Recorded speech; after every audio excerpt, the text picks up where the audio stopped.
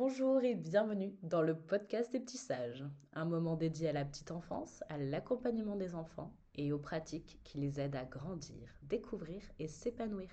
Je suis Laura, chargée de communication chez les petits sages et également professeure de dessin. L'art et l'enfance occupent donc une place très importante dans mon quotidien. À l'occasion de la Semaine nationale de la petite enfance, nous avions envie de partager avec vous une réflexion autour d'un sujet à la fois simple et essentiel, l'équilibre artistique chez le jeune enfant. Peindre, modeler, empiler, tracer, danser, chanter. Ces petites expériences que les enfants vivent chaque jour sont bien plus que des activités. Elles participent profondément à leur développement. Mais alors, comment accompagner ces moments de création?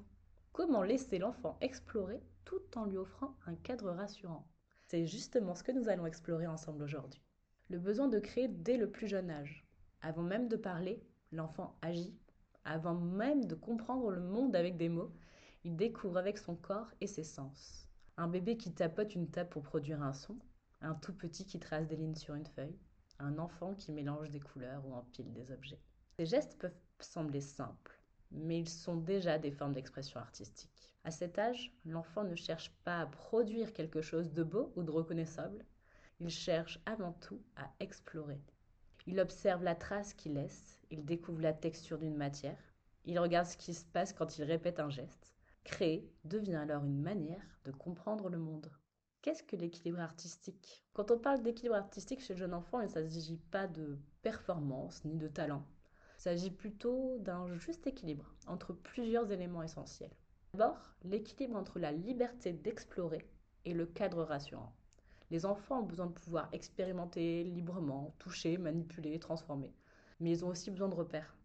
Un espace dédié à la création, du matériel accessible, des règles simples pour respecter l'environnement et les autres.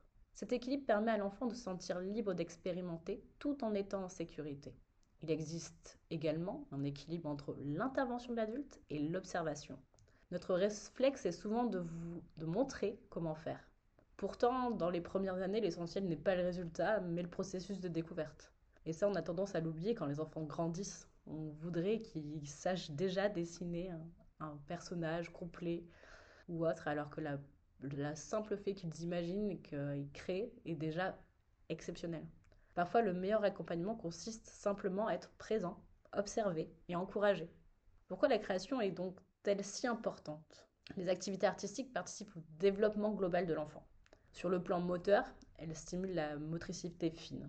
Tracer, modeler, coller, manipuler permet de renforcer la coordination des gestes. Sur le plan cognitif, l'enfant expérimente et comprend progressivement les relations de cause à effet. Que se passe-t-il si j'appuie fort sur mon stylo? Si je mélange ces couleurs, pourquoi ça crée une nouvelle couleur? Si je recommence le même geste, pourquoi le trait n'est pas le même ou ça ne donne pas le même effet? Chaque expérience nourrit sa curiosité et sa capacité d'observation. Sur le plan émotionnel, la création permet aussi d'exprimer ce que l'enfant ne peut pas encore formuler avec des mots. Certains enfants trouvent dans ces moments un espace pour libérer leur énergie. D'autres y trouvent au contraire un moment de concentration et d'apaisement. Enfin, la création peut devenir un moment de partage.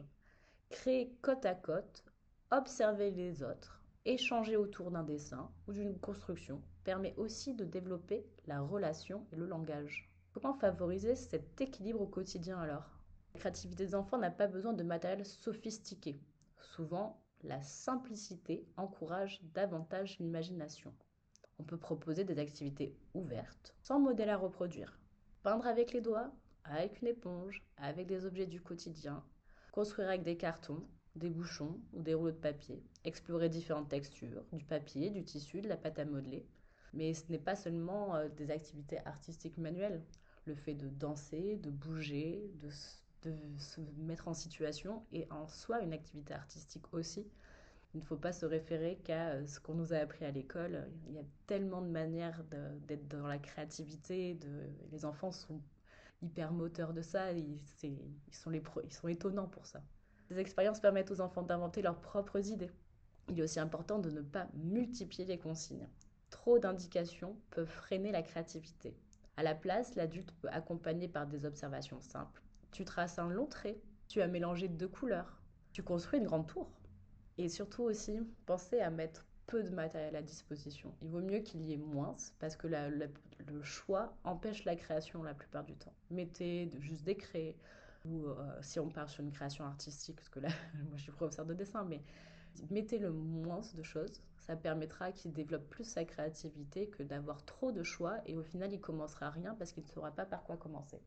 Ces paroles valorisent l'expérience de l'enfant, sans imposer une interprétation. L'importance du processus créatif.